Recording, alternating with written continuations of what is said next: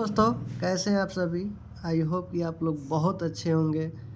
तो दोस्तों, हमने एक छोटा सा प्रयास किया है बिहार एसएससी को लेकर के। हमें पता है और आप लोगों को भी पता है कि एग्ज़ाम मार्च या अप्रैल में डेफिनेटली होने वाली है।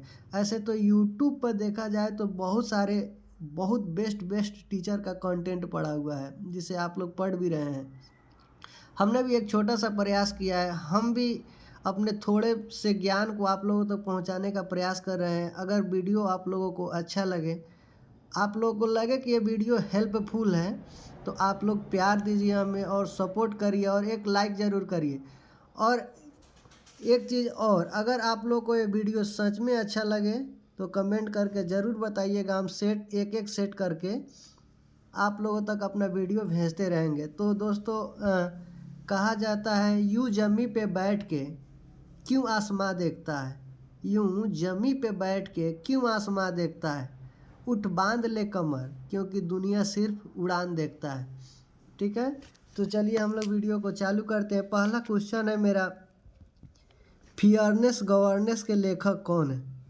तो सबको पता है फेयरनेस गवर्नेंस के लेखक किरण बेदी है। तो हम सोचे हैं क्यों ना हम इससे रिलेटेड 5-6 और क्वेश्चन करा दें, जिससे कि आप लोग को और ज़्यादा हेल्प मिल जाए। तो आज़ादी के लेखक Arundhati Roy, the golden year के लेखक Ruskin bond, make in India 75 years of business and enterprises के लेखक अमिताभ कांत, क्रांतिकारी के लेखक संजीव सान्याल, जादूनामा के लेखक Javed Akhtar, the tiger of Dras के लेखक मीरा नायर। चलिए दूसरा क्वेश्चन देख लेते हैं। दूसरा क्वेश्चन है, ग्रीष्मकालीन ओलंपिक 2024 का आयोजन कहाँ किया गया था। 33वां क्रम का है। 2024 का कितना क्रम, 33वां क्रम का है। इसका आयोजन जो है फ्रांस के पेरिस में किया जा रहा है। तो बताइएगा 34वां जो ग्रीष्मकालीन ओलंपिक होगा उसका आयोजन कहाँ किया जाएगा। लॉस एंजल्स में। 35वां कहाँ, ब्रिस्बेन में। अभी हाल ही में 2021 में जो हुआ था 32वां ग्रीष्मकालीन ओलंपिक, वो कहाँ हुआ था, टोक्यो में हुआ था। उसका शुभंकर क्या था, मिराई तोवा। उद्घाटन समारोह में भारत के ध्वजवाहक कौन थे, तो कहिएगा मैरी कॉम एंड मनप्रीत सिंह। हालांकि थोड़ा थोड़ा फास्ट बोलेंगे क्योंकि बहुत ही ज़्यादा कंटेंट है और हम चाह रहे हैं कि एक एक कंटेंट आप लोगों तक पहुंचे। इसलिए थोड़ा सा अगर लिखना हो तो वीडियो को पॉज करके आप लोग लिख कर आगे बढ़िएगा। आइए अगला क्वेश्चन, समापन समारोह का ध्वजवाहक बजरंग पुनिया। ठीक है, बजरंग पुनिया क्या है, तो पहलवान है। पहला पदक कौन जीता था, तो मीराबाई चानू। स्वर्ण पदक पहला बार नीरज चोपड़ा। प्रथम जो ग्रीष्मकालीन ओलंपिक 2020 उसमें प्रथम पद पे कौन रहा था, प्रथम स्थान कौन हासिल किया था, तो चीन। सेकेंड स्थान कौन हासिल किया, अमेरिका। भारत का रैंक कितना था, 48। तीसरा क्वेश्चन है मेरा, भारत के पहले मेडिकल कॉलेज का स्थापना किस गवर्नर जनरल के कार्यकाल में हुआ था। तो याद रखिए, भारत के प्रथम मेडिकल कॉलेज का जो स्थापना है ये लॉर्ड विलियम बेंटिंक के शासनकाल में पूरा हुआ था। लॉर्ड विलियम बेंटिंक के शासनकाल में।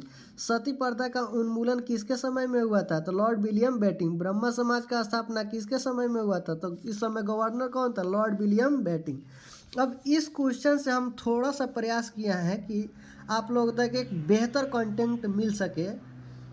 ठीक है, देखिए इस गवर्नर है तो गवर्नर से हम 2-4 क्वेश्चन डाले हैं। द्वैत शासन को चालू करने वाला रॉबर्ट क्लाइव। प्रथम जो मदरसा है इसका स्थापना किसने किया था, वारेन हेस्टिंग्स किया था। प्रथम जो संस्कृत कॉलेज है इसका स्थापना किसने किया, जोनाथन डंकन किए थे। सुप्रीम कोर्ट का स्थापना कब हुआ था, 1774। लेकिन किसके समय में हुआ था, तो बोलिएगा वारेन हेस्टिंग्स के समय में। चाकू मारकर किस गवर्नर जनरल की हत्या कर दी गई थी, तो बोलिएगा लॉर्ड मेयो की। पहला गवर्नर जिस पर महाभियोग चलाया गया था, तो बोलिएगा वारेन हेस्टिंग्स। सहायक संधि का जनक किसे कहा जाता है, लॉर्ड वेलेजली को। संगोला की संधि किसके समय में हुई थी, तो बोलिएगा संगोला की संधि जो है लॉर्ड हेस्टिंग्स के समय में हुई थी। भारतीय प्रेस का जन्मदाता किसे कहा जाता है, चार्ल्स मेडकप को। दास प्रथा का उन्मूलन किसके समय में हुआ था, तो कहिएगा लॉर्ड एटनबरो। इसी के समय रविवार की छुट्टी भी हुई थी, ये भी याद रखिएगा। व्यापकता का सिद्धांत किसने दिया था, लॉर्ड डलहौजी। विधवा पुनर्विवाह किसके समय में, लॉर्ड कैनिंग के समय में। आइए चौथा क्वेश्चन, ट्विटर का सीईओ। देखिए केवल ट्विटर का सीईओ याद कर लेने से काम थोड़ी चलेगा। जब ट्विटर क्वेश्चन में है तो उससे रिलेटेड हम लोग क्वेश्चन कर लेंगे। तो ट्विटर का है लिंडा, याद रखिएगा। ट्विटर का तो सबको याद हो गया। तो आगे हम 5-6 जो क्वेश्चन और है उसके सीईओ भी कर लेते हैं। तो फेसबुक के सीईओ मार्क जुकरबर्ग, व्हाट्सएप के सीईओ बिल कैथकार्ट, यूट्यूब के नील मोहन, फ्लिपकार्ट के कल्याण, मास्टर कार्ड के माइकल मम्बैक, संसद के उत्पल कुमार सिंह, माइक्रोसॉफ्ट के सत्या नडेला, टीसीएस के कृति वासान, गूगल के सुंदर पिचाई, अमेजन के एंडी जैसी। अगले क्वेश्चन पे हम लोग चलते हैं। देखिए अगला क्वेश्चन है, वह मौर्य शासक जिसने संलेखन विधि से अपने प्राण त्याग दिए थे। तो याद रखिएगा मौर्य शासक कौन था जिसने संलेखन विधि से अपना प्राण त्याग दिया था? तो कहिएगा चंद्रगुप्त मौर्य। सुदर्शन झील का निर्माण किसने किया था? चंद्रगुप्त मौर्य। हालांकि सुदर्शन झील का पुनरुद्धार रुद्रदामन किया था, याद रखिएगा। चंद्रगुप्त मौर्य के गुरु का नाम क्या था? चाणक्य। चाणक्य की पुस्तक कौन थी? अर्थशास्त्र, याद रखिएगा। मेगास्थनीज किसके दरबार में आया था? तो चंद्रगुप्त मौर्य। मेगास्थनीज के पुस्तक का नाम क्या था? तो इंडिका था। कहाँ का यात्री था? तो यूनान का यात्री था। किसका यह राजदूत था? मेगास्थनीज जो था यह किसका राजदूत था? तो कहिएगा सेल्यूकस निकेटर की। मौर्य वंश के पहले कौन सा वंश था? तो बोलिएगा नंद वंश था। चंद्रगुप्त मौर्य की मृत्यु कब हुई थी? 298 में।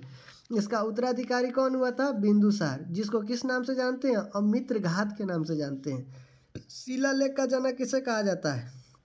अशोक को। कि अशोक किस वंश से था? तो बोलिएगा मौर्य वंश से था। देखिए 6ठा नंबर क्वेश्चन है, अयोध्या में राम मंदिर का वास्तुकार कौन था? अयोध्या में राम मंदिर का वास्तुकार कौन था? तो बोलिएगा अयोध्या में जो राम मंदिर है इसके वास्तुकार कौन है?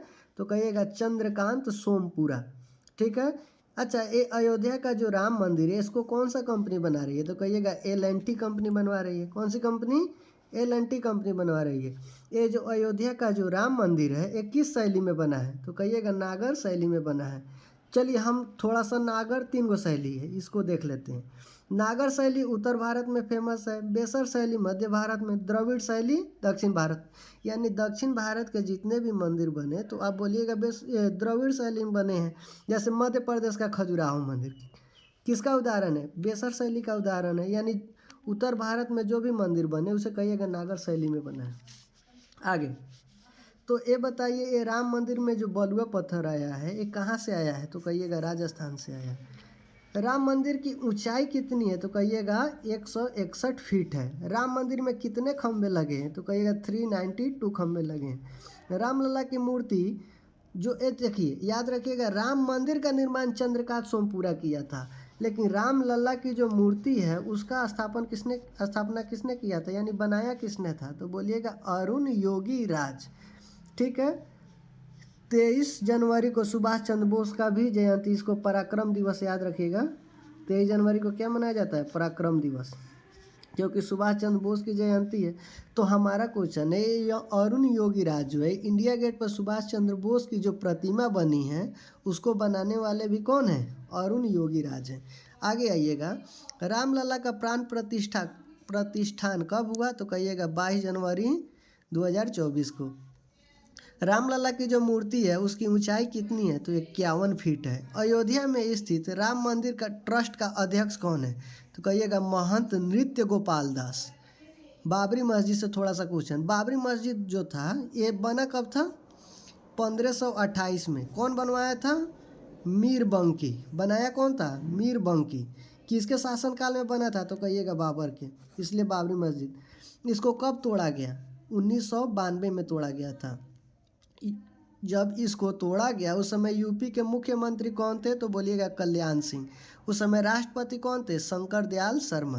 देखिए जो राम मंदिर है उसका विवाद कितना दिन तक चला था? तो कहिएगा सुप्रीम कोर्ट में 40 दिन तक विवाद चला था। कितने जज मिलकर निर्णय लिए थे? तो 5 जज मिलकर निर्णय लिए थे। थोड़ा सा फास्ट है दोस्तों, बट आप लोग समझ सकते हैं बहुत सारा क्वेश्चन है। सेट 5 में 15 क्वेश्चन है, लेकिन 15 क्वेश्चन से हम लगभग 500 क्वेश्चन बनाए हैं। थोड़ा सा पेशेंस रखिएगा ज़रूर और वीडियो को अंत तक देखिएगा, बहुत ही ज़्यादा बेनिफिट मिलेगा आप लोगों को। हद से ज़्यादा कम समय में बेहतर और अच्छा कंटेंट आप लोग के पास पहुंचेगा। 5 जजों में हेड कौन था? रंजन गोगोई। ये 46वें नंबर के मुख्य न्यायाधीश थे। याद रखिएगा कितने नंबर के, 46वें नंबर के मुख्य न्यायाधीश थे और इन्होंने राम मंदिर पर फैसला दिया था। ये असम के थे। हाल ही में इनको असम वैभव 2024 का अवार्ड दिया गया, इसको भूलिएगा नहीं। राम जन्मभूमि ट्रस्ट के महासचिव कौन थे? तो कहिएगा चंपत राय। आर्टिकल 142 के तहत ये राम मंदिर बना हुआ है। विश्व का सबसे गहरा झील कौन है? तो कहिएगा बैकाल झील। वान झील क्या है? विश्व का सबसे ज़्यादा लवणीय झील। मीठे पानी की सबसे बड़ी झील सुपीरियर झील। टिटिकाका झील सबसे अधिक ऊंचाई पर स्थित नौकागम्य झील। देखिए क्वेश्चन तो ये है मेरा, लेकिन क्वेश्चन के से एक्सप्लेनेशन देखिए कितना ज़्यादा है। तो याद रखिएगा एक क्वेश्चन से पूरा क्वेश्चन कवर हो जाएगा झील का। टिटिकाका झील यह सबसे अधिक ऊंचाई पर स्थित नौकागम्य झील है। विक्टोरिया झील यानी नील नदी जो है किस झील से निकलती है? तो कहिएगा विक्टोरिया झील से। नील नदी नील नदी पर कौन सा बांध है? तो कहिएगा आसवन बांध है। विश्व का सबसे बड़ा झील कौन है? तो कैस्पियन सागर। मृत सागर कहाँ स्थित है? जॉर्डन और इजराइल की सीमा पर स्थित है। याद रखिएगा। भारत में मीठे पानी की सबसे बड़ी झील कौन है? तो बुल्लर झील कहाँ स्थित है? जम्मू कश्मीर में।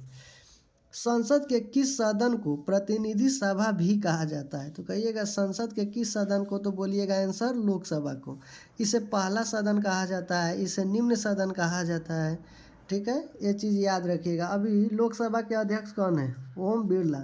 लोकसभा के विपक्ष के नेता कौन है? तो कहिएगा अधीर रंजन चौधरी।